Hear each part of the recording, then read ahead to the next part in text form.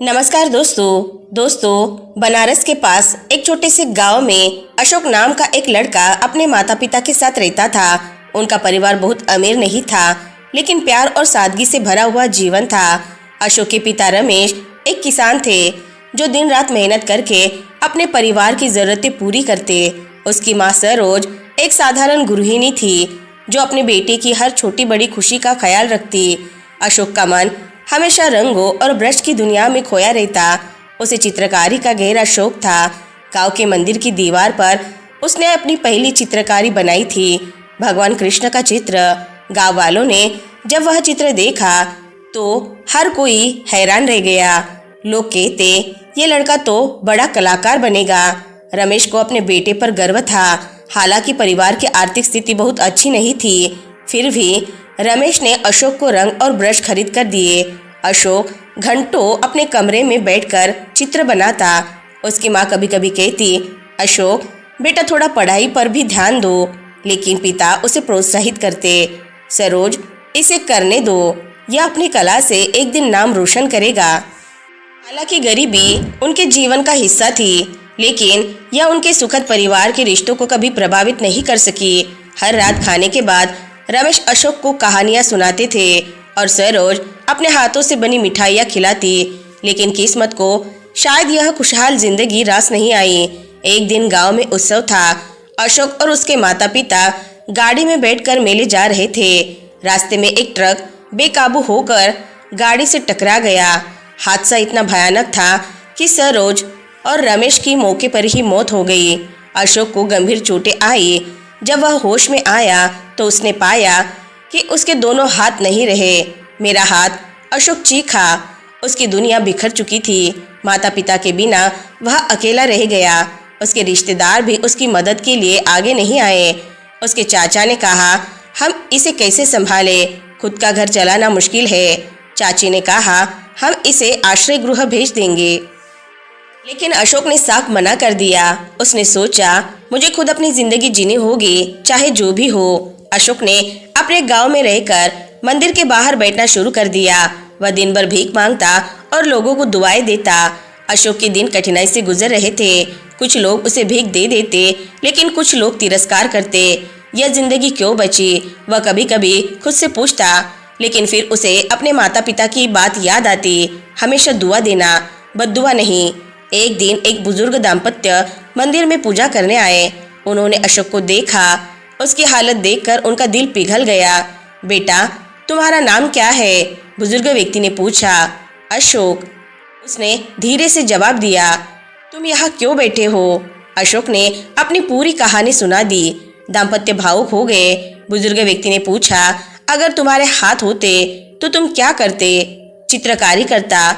मुझे भगवान ने बस एक ही तोहफा दिया था, अशोक ने जवाब दिया। बुजुर्ग महिला ने कहा, अगर हम तुम्हें एक नई जिंदगी दे तो क्या तुम हमारी बात मानोगे? अशोक ने उन्हें घूर कर देखा। नई जिंदगी? मेरे पास हाथ भी नहीं है, अब मैं क्या कर सकता हूँ? बुजुर्ग व्यक्ति मुस्कुराए और बोले, बस हमारे साथ चलो, हम तुम्हें दिखाएंगे कि जिंदगी कितनी खूबसूरत हो सकती है। अशोक बुजुर्ग दाम्पत्य के साथ एक आश्रम पहुंचा। वहाँ का दृश्य देखकर वह हैरान रह गया। हर जगह ऐसे लोग थे जिनके शरीर का कोई ना कोई अंग काम नहीं करता था, लेकिन उनकी मुस्कान और जज्बा अशोक को चकित कर गया। यह राहुल है, इसके पैर नहीं है, लेकिन यह कवि है। यह सीमा है, यह देख नहीं सकती, लेकिन इसकी आवाज़ में जादू है। अशोक ने सोचा, अगर ये लोग बिना किसी अंग के इतना कुछ कर सकते हैं तो मैं क्यों नहीं? आश्रम के प्रमुख ने उसे प्रोत्साहित किया। अशोक, तुम अपनी कला फिर से शुरू कर सकते हो। कैसे? मेरे पास हाथ नहीं है, अशोक ने रोते हुए कहा। तो क्या हुआ, तुम अपने मुंह से ब्रश पकड़ सकते हो, बस कोशिश करो। आश्रम में रहना अशोक के लिए एक नई शुरुआत थी। वह रोज दूसरों को उनकी परिस्थितियों से लड़ते और जीतते हुए देखता। आश्रम में सभी लोग किसी न किसी कला में निपुण थे।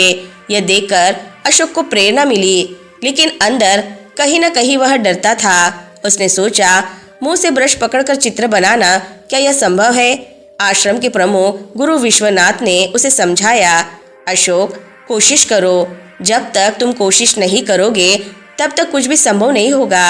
पहले दिन अशोक ने ब्रश उठाने की कोशिश की। उसने उसे अपने दांतों से पकड़कर एक सफेद कागज पर खींचने का प्रयास किया, पर ब्रश बार बार गिर जाता। यह मुझसे नहीं होगा, अशोक ने निराश होकर कहा। पहली बार में कुछ भी आसान नहीं होता, गुरु विश्वनाथ ने उसे सांत्वना दी। आश्रम के लोग उसे प्रोत्साहित करते।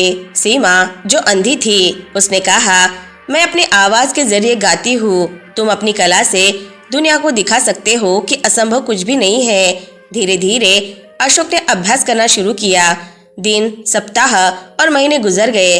उसकी मेहनत रंग लाने लगी। पहली बार उसने एक फूल का चित्र बनाया। जब उसने चित्र पूरा किया तो उसकी आंखों में आंसू आ गए। मैं कर सकता हूँ, उसने खुद से कहा। अशोक अब रोज अभ्यास करता। उसकी कला में सुधार होने लगा।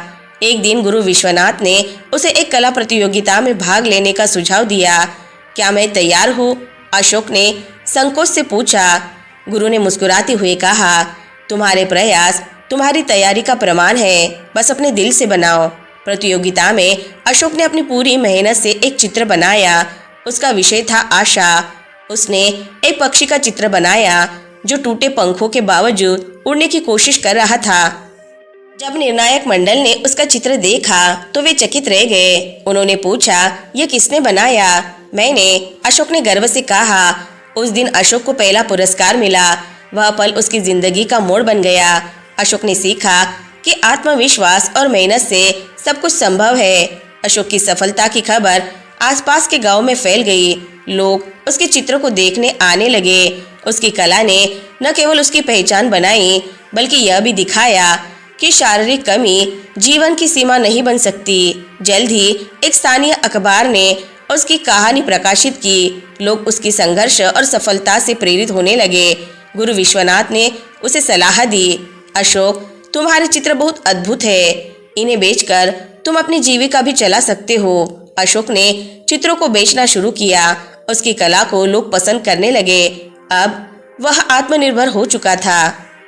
अशोक ने अपनी कमाई से आश्रम में रहने वाले अन्य लोगों की मदद करनी शुरू की। उसने चित्रकला की कक्षाएं शुरू की, जहां दिव्यांग लोग भी अपनी प्रतिभा को निखार सकते थे।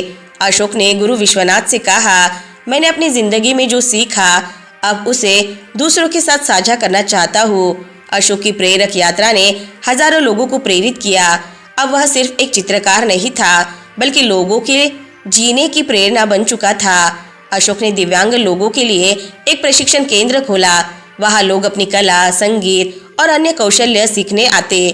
अशोक ने कहा, हमेशा याद रखो, हमारी कमजोरी ही हमारी ताकत बन सकती है, अगर हम उसे स्वीकार कर ले। उसके केंद्र ने कई लोगों की जिंदगी बदल दी। सरकार ने उसकी पहल को सराहा और उसे समाज के लिए योगदान देने के लिए सम्मानित किया। अशोक अब एक प्रसिद्ध चित्रकार और प्रेरक व्यक्तित्व बन चुका था। उसकी कला देश विदेश में प्रदर्शित की जाती थी, लेकिन वह अपनी जड़ों को नहीं भूला। उसने अपने माता पिता की स्मृति में एक कला स्कूल खोला, जहां गरीब और दिव्यांग बच्चों को मुफ्त में प्रशिक्षण दिया जाता था। अशोक का संदेश सरल था, जीवन में कठिनाइयां आएंगी, लेकिन हार मान लेना कोई विकल्प नहीं है। हमारी इच्छा शक्ति सबसे बड़ा हथियार है। अशोक ने यह दिखा दिया कि किस्मत तब बदलती है जब इंसान खुद उसे बदलने का साहस करता है। इंसान की किस्मत तब बदलती है जब वह कठिन परिश्रम, हिम्मत और आत्मविश्वास के साथ जीवन की चुनौतियों का सामना करता है। किस्मत केवल उन लोगों का साथ देती है जो अपने सपनों को साकार करने के लिए प्रयास करते हैं। तो दोस्तों, आज की कहानी से आपको बहुत कुछ सीखने को मिला होगा। वीडियो अगर पसंद आई होगी तो वीडियो को लाइक, शेयर और चैनल को सब्सक्राइब जरूर से कर ले। मिलते हैं नेक्स्ट वीडियो में, तब तक के लिए अपना ख्याल रखें। धन्यवाद।